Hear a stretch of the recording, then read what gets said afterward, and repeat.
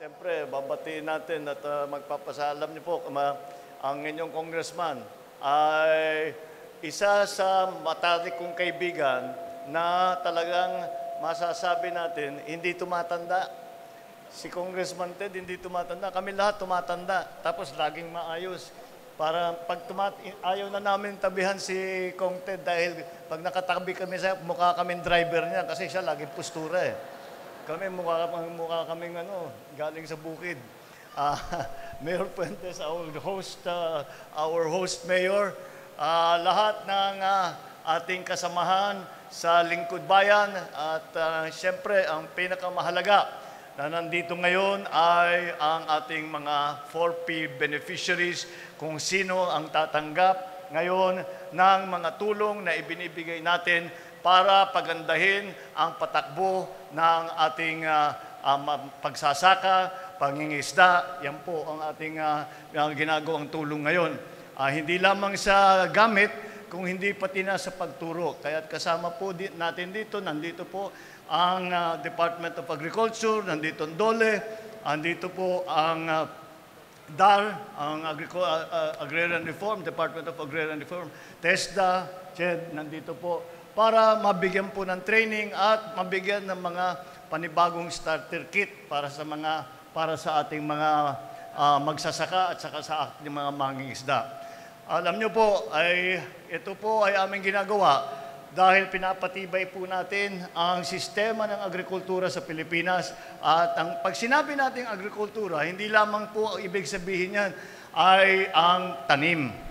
Hindi lamang bigas, hindi lamang palay, hindi lamang mais, hindi lamang gulay, kundi kasama po dyan ang pangingisda at ang pag-aalaga ng hayop para sa livestock breeding. Yan po ang pinapaganda natin dahil natuto na tayo sa pandemya na nangyari na hindi tayo makapag-import. Hindi tayo makapag-import ng pagkain dahil walang tumatakbo ng barko, hindi talaga kung meron mang supply ay yung mga ibang bansa, siyempre inuna nila yung mga sarili nila at sabi nila, wag muna, hindi muna kami maglalabas. Tayo, nasanay masyado tayo sa importation. Naipit ngayon tayo sa food supply.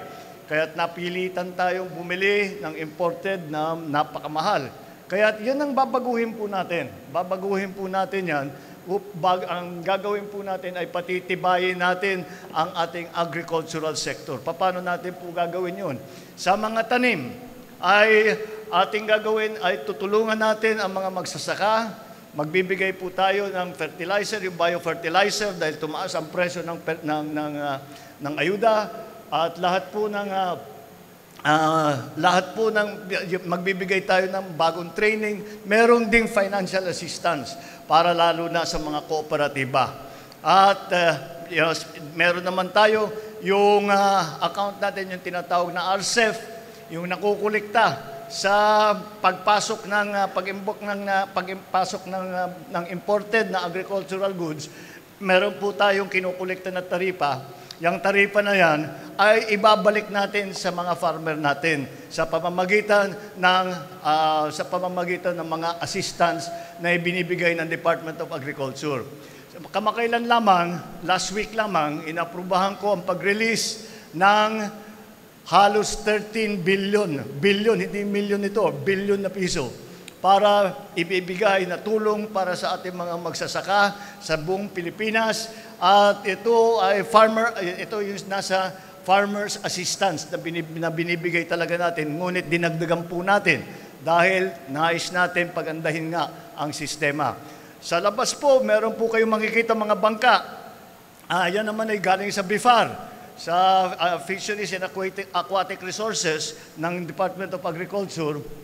At ganon din, ay tutulungan namin kayo, hindi lamang para sa gamit, kagaya ng nandyan na pinakita natin mga nasa labas, kung hindi pati na, halimbawa, dito sa inyo, natamaan ng red tide. Nagka-red tide, nagka-report ng red tide. Ngayon, mukhang wala na, pero patuloy pa rin ang aming pagbantay nang makasiguro naman, para sasabihin, nanggaling sa Aklan yan, safe yan, ligtas yan, walang problema, masasabi ng DA para naman mapakinabangan ninyo ang inyong mga pangingisda. At yan po ang ating, meron po tayong mga scholarship na ibinibigay. Meron tayong mga TESDA scholar, meron din tayo mga CHED na may scholarship assistance para sa magka-college, para sa mga magma-masters, para yung mag-PhD, mag-doctorate.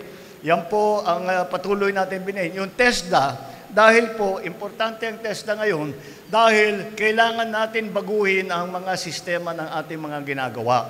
Hindi na maari yung ginagawa natin noon dahil naiiwanan po tayo ng ibang bansa. Kaya kailangan para tayo makapag-compete, para kaya natin sabayan sila, hindi lamang sabayan, kundi magkompetensya pa sa kanila, ay kailangan natin pagandahin ang ating agricultural sector.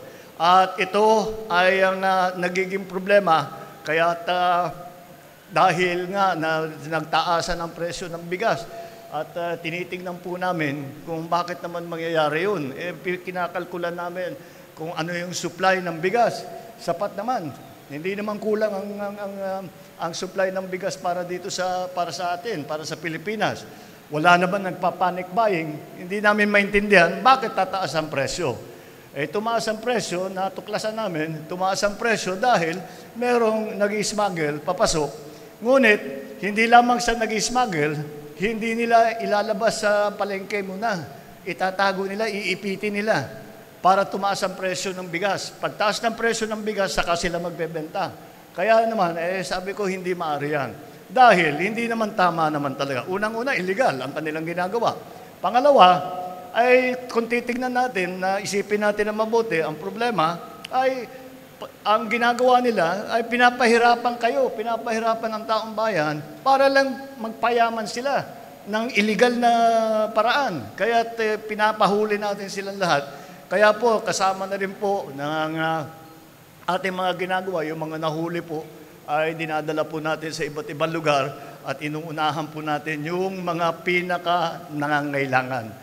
Kaya po ay nandito po ang mga ibang beneficiaries sa iba't ibang ahensya upang matugunan naman ang inyong sitwasyon at mabigyan natin ng tulong ang inyong mga problema, ang inyong mga hinaharap para maging mas magaan naman ang buhay.